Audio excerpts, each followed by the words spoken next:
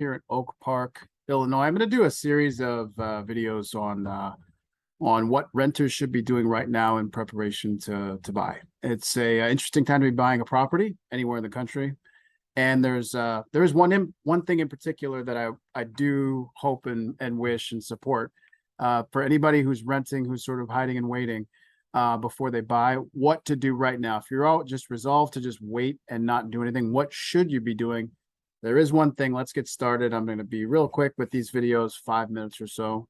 Let's get started. The one thing that renters should be doing right now is, as I advance the slides, improve your credit score. Okay. You should be trying desperately to improve your credit score now.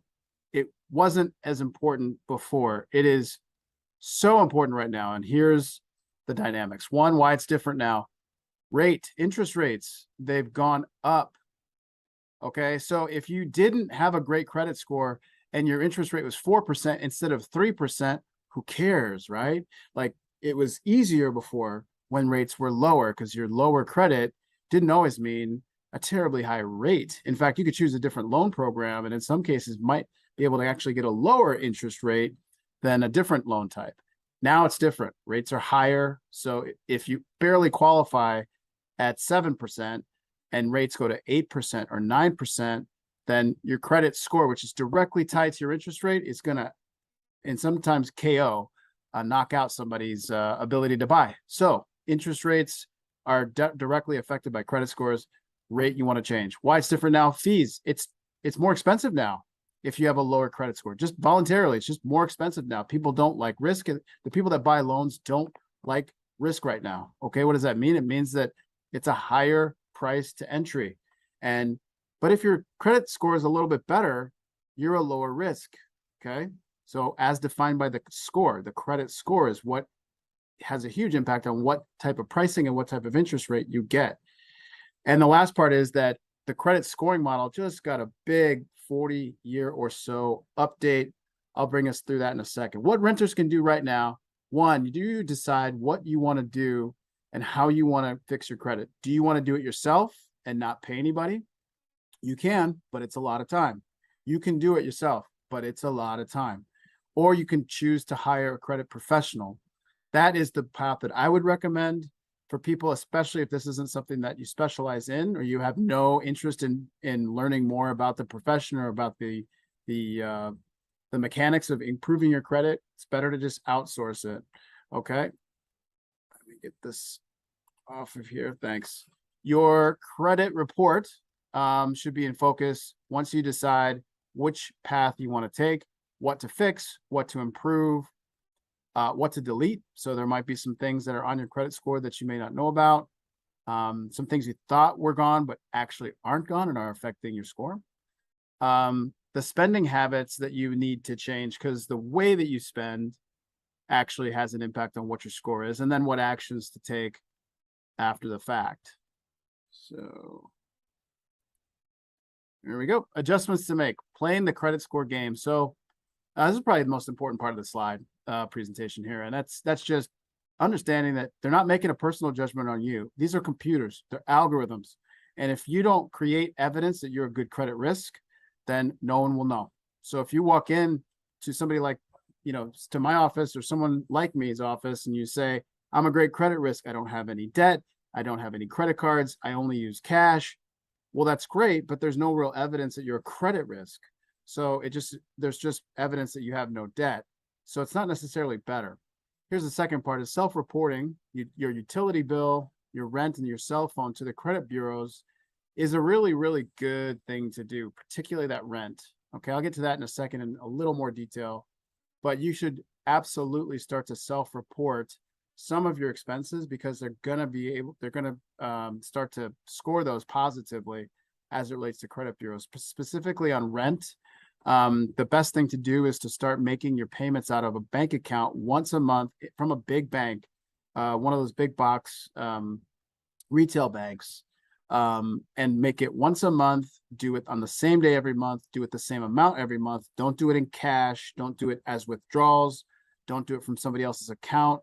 start creating a record that you are worth the credit risk, particularly for anything on a residency. Okay.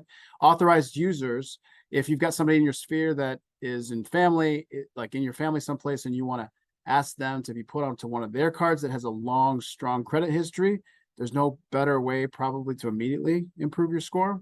And the last suggestion I'll have, these are just suggestions, just some things to take away and research on your own. A secured credit card, that is actual a credit card that is secured against a bank account of yours, but it's actually a credit card, even though it's kind of a debit card. It's a credit card with an asterisk, and that's a good way to build some credit muscle over time. This is the old model, and this is largely going to be influential in the new model, but this is the old FICO score model, and 35% is payment history. Okay, that is how often do you pay on time, how often you're late, and then your utilization, how you spread it out across your cards as well. This is that's the most important part of 35%.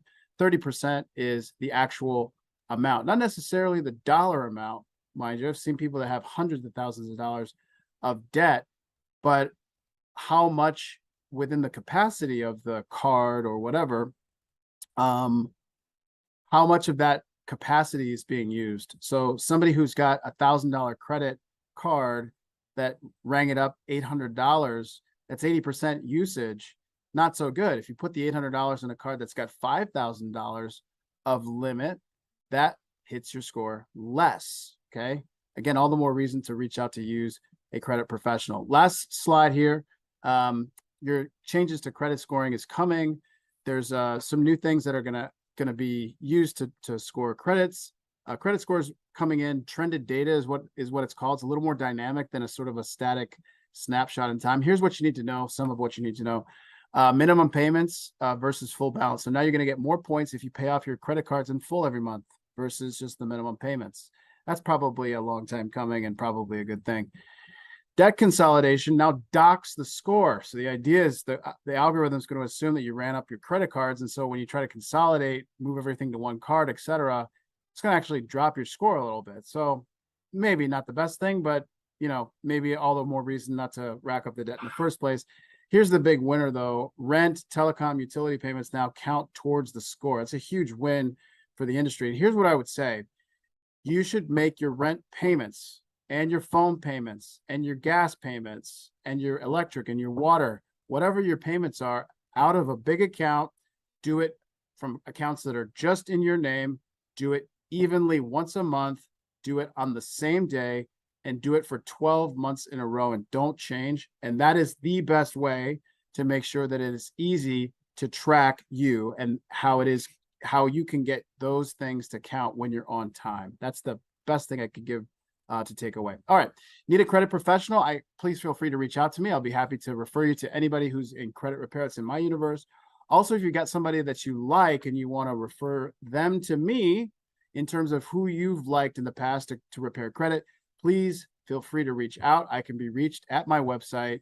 You can drop me a message there, jodygarrett.com. And thank you very much. I'm going to stop my share and feel free to